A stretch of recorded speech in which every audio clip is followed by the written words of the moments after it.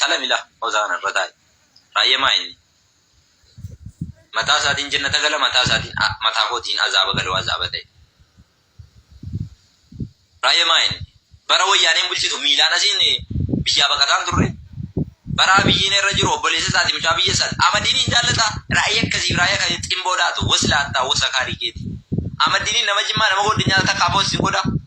saahiba koo nama dhugaa nama naa wajjin eenyu ta'e nama biyya kooti jedhee takaan deemaa waa'ee jimmaa jalanni takaa waa'ee jimmaa moonyu ta'eera takaa jimmaan keessatti dhufee masgiida dhaabsiseera nama jimmaatiin raayyaan tuqinii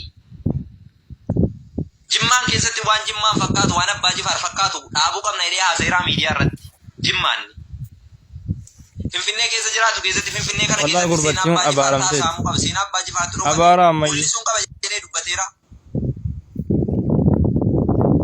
maayinni nama nis yaani tuqinii Allah barakatu jirtu ijoollee keenya nagaa keessanii raayya maayinni hayyuma mataa isaatiin jannata gala mataa kunoo ijoolleen dhufanii bakka hin jirutti bicuusiitti rabbiin na baase na ajjeeftee olte mishwaara qabatanii dhufanii abbaatti hin beeku bakka hin jiru biyya baqataan turre araba gibbii araba biraatti galeen iyyeen nan makiinaadhaan kutanii akka jarritti dhufanii isin barre abbaa hime isin beekuwan hadha rabbiin ruhii koo na baase ijoollee koo na ajjeeftee olte